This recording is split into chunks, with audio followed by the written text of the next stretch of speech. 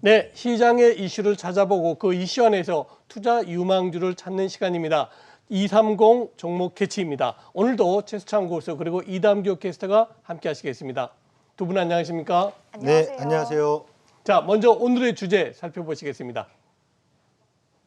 네, 원달러 1,200원 돌파 투자 안전판 마련은 사실 어제 우리 주가가 급락하면서 가장 관심을 가졌던 부분이 원달러 환율 아니겠습니까? 지난 2019년도 7월 이후에 1년 6개월 만에 우리 원화 가치가 1,200원을 넘기는 원화 약세 현상을 보였습니다. 자, 오늘은 원달러 환율과 그에 대한 대응 전략을 어떻게 가져가야 되는지를 주 포인트로 삼겠습니다. 먼저 증권가에서는 최근의 원화 약세 어떻게 보는지 이담규 캐스터가 전해주시겠습니다.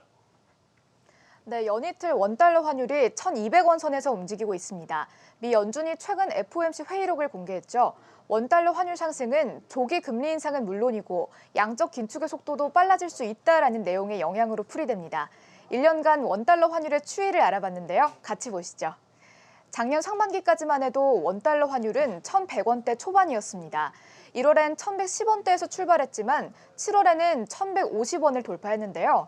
이후 1,100원대까지 후반까지 상승세가 이어지다가 어제 1,201원으로 마감했습니다. 1년 5개월 만에 1,200원 선을 돌파했죠. 원달러 환율에 대한 증권사 의견 알아보겠습니다. 신한금융투자는 연준의 빨라진 긴축 그리고 한국 12월 무역수지 적자로 원달러 환율이 속등했다라고 밝혔습니다. 코로나 사태로 공급된 대규모 유동성이 회수되는 과정에서 원화 자금이 유출되었다라고 설명했는데요. 12월 무역수지가 적자로 전환되면서 원화의 펀더멘탈이 약해졌다라고 밝혔습니다. 다만 원달러 환율은 추가 상승보다는 박스권 흐름을 보일 것이다라고 전망했습니다. 1분기 중순 이후에는 환율이 다시 하락할 것이다라는 의견을 제시했는데요. 1,200원 선을 밑돌 것이란 예상입니다. 연초 내수 경기가 개선 조짐을 보이고 있고 1분기 중순 이후 무역 수지가 회복될 것이다라고 전망했습니다. 신한금융투자 리포트와 다소 다른 의견도 있었습니다. 흥국증권은 원달러 환율이 하락할 가능성이 적고 상반기에도 달러 강세가 이어질 것이다라는 의견을 제시했습니다. 원화 강세가 나타날 유의미한 요인이 부재하다라는 건데요. 한국무역수지는 작년보다 크게 개선되기 힘들다라는 보수적 의견을 제시했습니다. 또한 미국 경기는 코로나 확진자 수 증가에 큰 영향을 받지 않는다라고 설명했는데요. 부스터샷의 승인으로 선진국 중심의 접종이 시작될 것이다라고 전망했습니다. 네, 지금까지 원달러 환율 추이 그리고 증권사 의견 알아봤습니다. 네, 자, 환율에 대한 증권가 의견 함께 들어봤고요. 최수정 고수와 이야기 이어가 보도록 하겠습니다. 최근에 이 연준의 매파적인 스탠스, 특히나 양적 긴축을 단행할 수도 있다라는 이슈와 함께 달러 수요 증가, 달러 강세가 좀 이어졌습니다. 결국에는 우리 시장에서도 환율이 1,200원을 좀 뚫고 올라갔는데요. 앞으로 전망은 어떻게 보실까요?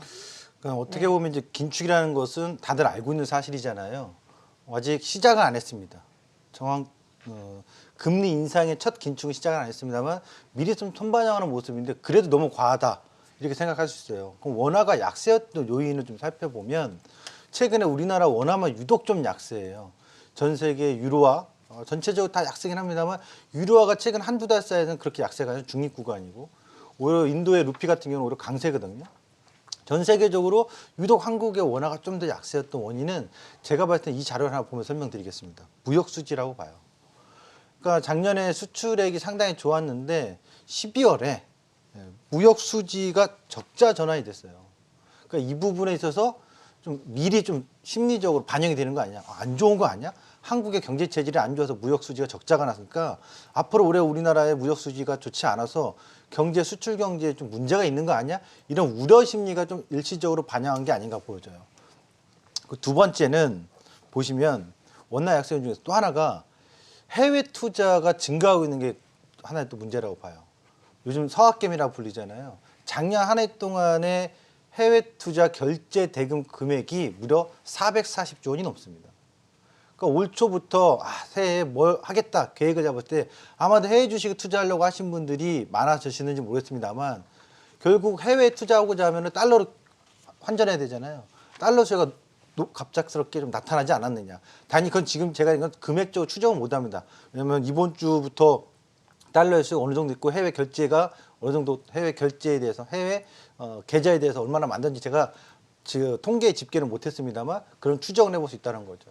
이런 두 가지 요인들이 1월에 들어서 유독 원화가 약세로 좀 움직인 게 아닌가 이렇게 좀 보여지는데 우리나라는 위안화하고의 아주 상관관계가 높기 때문에 중국의 영향도 무시할 수가 없습니다. 그래서 중국의 위안화하고의 동반 흐름도 좀 주목을 해야 될 것 같다.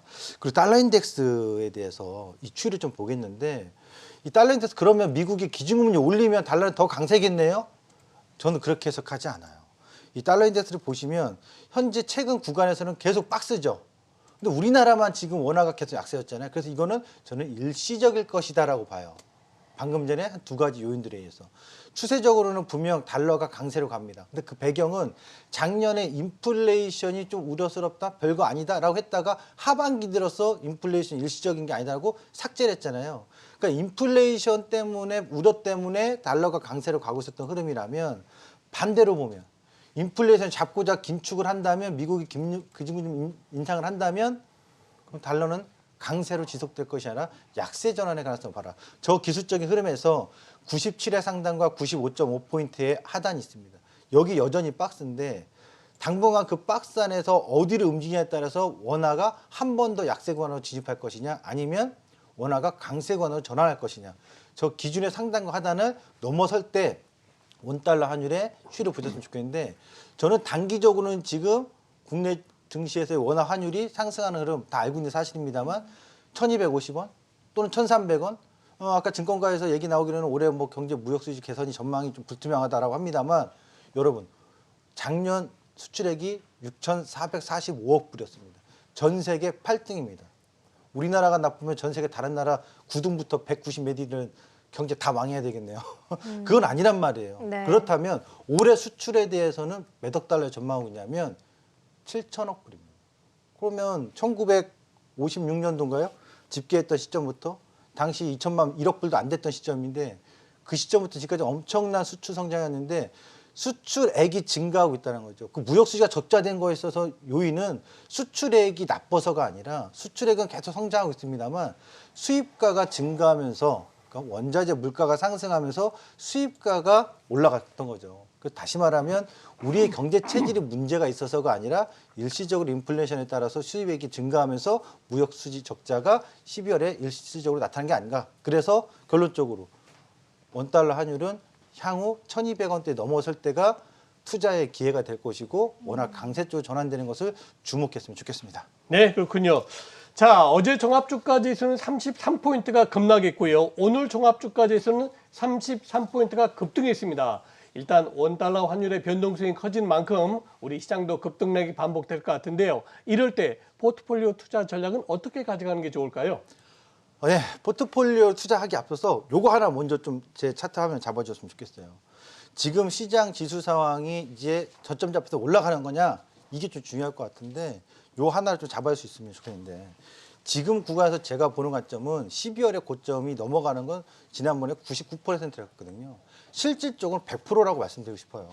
12월에 고점 넘어가거나 연고점 넘어가는 것은 100%에 가깝다. 전략상. 하지만 이 양봉의 시간 2860포인트까지 눌렸다가 올라가려고 하는 아직까지 흔드는 과정의 파동이 있기 때문에 뭐 100% 자체를 비중을 때리지 못하겠다. 무슨 말이냐면 저점 매수를 명확하게 하지 못하더라도 반드시 올라오는 상승 포인트 있으니까 내려왔다 올라가는데 그 내려감이 요 정도일 거냐 좀 더 내려갔다 갈 거냐 이걸 기회로 보셨으면 좋겠다는 얘기예요. 그때 환율의 변동 아까 말씀드린 데 참고하시면 좋겠는데 이런 과정에서 주목할 것은 결국에는 펀더멘탈에 문제가 없고 수출액의 증가가 예상되고 있으니 그 흐름에 있어서 포트폴리오 구성해야 된다고 봐요.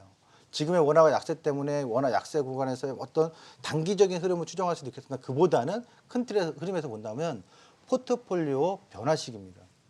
어떤 포트폴리오 변화냐면 지금 자료 하나 보시면 좋겠는데 환율이 1,200원대 넘어왔을 때 이 자료 보시죠. 환율이 1,200원 넘어왔을 때 서브프라임 사태 이후에요. 그러면 1,200원 넘어왔을 때가 2008, 9년도 그다음 2010년도 그때 반도체하고 차화정이 주도주였습니다. 그러니까 1,200원 넘어왔을 때 그들 주식을 붙잡고 계속 매수를 했다라면 엄청난 성과였겠죠. 그리고 2015년도, 16년도 중국의 경기 둔화 우려 나오고 하면 트럼프 대통령이 교체되는 과정이 있을 때 그 시점에서 또 반도체가 주도주였습니다. 당시 삼성전자, SK하이닉스 보십시오. 그리고 2차 전지 카카오, 네이버였어요. 이번에 다시 몇 년 만에 돌아오는 1,200원대 환율에서 한국이 IMF를 맞고 외환위기가 될 거라고 우려하시는 분은 주식 다 파세요. 하지만 그게 아니라 올해 전망에 있어서 수출액도 7천억 불의 달성의 가능성이 높고 또 새로운 행정부가 들어오면서 정책에 대한 기대감도 있고 그런 모든 과정들 보고 금리도 정상화하는 과정으로 간다고 하는 것을 본다면 이번엔 1,200원대는 저는 포트폴리오 담는 시기다. 그리고 수출이 답이다요. 저 보시면 대한민국 수출 품목의 1, 2, 3등이 어떤 건지 아십니까? 기본이 반도체, 석유화학, 자동차예요. 그러면 지금 보셨다시피 그 시점마다 주도주들이 있는데 반도체는 반드시 주도주로 편입하셔야 됩니다. 그러니까 이번에 포트폴리오 1,200원대 왔을 때 저는 반도체 쪽에 그다음에 두 번째 자율주행 자동차 쪽에 자동차 쪽에서의 자율주행 쪽 그다음에 수입하고 수출액의 역전 현상이 나타난 섹터가 하나 있습니다. 최근 내에. 그게 방산입니다. 네. 그리고 음식료 해외에서의 한류 콘텐츠 통해서 많이 판매가 되고 있는 음식료. 그리고 이건 수출하고 관계없습니다만 금리를 첫 인상하는 시점에서는 분명 시장이 빠집니다. 월봉상 음봉 나오는 건 거의 기정사실일 겁니다. 그럼 3월 달에 음봉이라는 얘기가 되겠네요. 예고를 해보는 거죠. 3월에 금리 인상한다면 3월은 음봉일 가능성이 높습니다.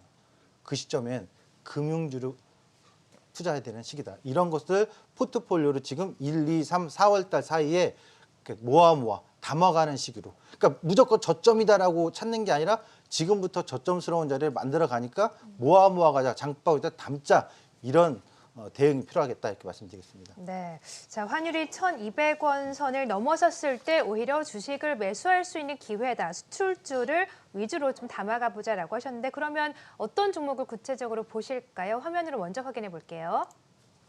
네, 자, 230 종목 캐치 종목은요. SK하이닉스 그리고 농심을 꼽으셨습니다. 최수정 교수님 말씀 듣고 SK하이닉스 안 사신 분들 지금 있으실까 싶어요. 또 나왔네요, SK하이닉스. 네. 예. 아마 지금 이것 때문에 고민하실 거예요. 많이 올랐어요. 그렇죠. 오늘도 많이 오르고 네. 있고요. 예. 그래서 이제 고민하실까봐 이거 잡고 났어요. 그리고 반도체 섹터가 정말 많아요. 종목들이 많다는 얘기죠. 그러면 반도체에서 이번에 올해 핵심 포인트는 뭐냐면 DDR5입니다. 이제 드디어 DDR5 인텔 CPU가 호환되는 게 나오니까 그럼 DDR5의 본격 성장 시기는 앞으로 최소 DDR5가 DDR6로 갈 때 1, 2년 만에 가겠어요? 최소 3, 4년 DDR5가 계속 보급화되잖아요. 그 시기에 최대 수혜주는 메모리 반도체 SK하이닉스입니다. 올해 제 실적 전망이 사상 최대 50조 원 매출을 달성할 것으로 전망하고 있고요. 증권사에서 19조 원이 넘는 영업이익을 달성할 것으로 전망하고 있는데 그런 점에 비춰본다면 사상 최대 매출을 계속 성장을 하면서 달성한다면 주가는 신고가 낼 가능성이 높겠죠. 자, 그래서 지금 13만 원대보다는 12만 원, 그러니까 1, 2, 3, 4월 때 시장이 오르고 내리고 흔드는 과정 중에서 10만 원 이하에서 9만 6천 원 이런 데 못 잡으신 분들은 12만 원 이하에서부터는 매수 관점으로 다시 놀아라. 12만 원 사는데 사자마자 빠져요 그러면 아이고 더 사야지 이런 관점으로 분할 매수를 12만 원 기준 보셨으면 좋겠고 한 가지 특징 연초에 시장 계속 흔들고 있었잖아요. 순매수 외국인 상위 1, 2, 3, 4위가 뭐냐면요. 1등이 현대그룹 그건 이제 매각 때문에 나온 거잖아요. 블록대 삼성전자, SK하이닉스, 기아예요. 참고하시기 바랍니다. 다음 종목은 농심입니다. 네. 농심은 오늘 알려진 사실대로 성과급 잔치를 했다고 했잖아요. 가격 인상 효과가 분명히 있을 것이라 전망이 되고 있고요. 수출합니다. 네, 수출의 증가가 북미 시장에서 주목이 된다. 짜파구리, 너구리랑 짜파게티가 북미 시장에서 판매량의 호조세를 보여줄 가능성이 있다는 점.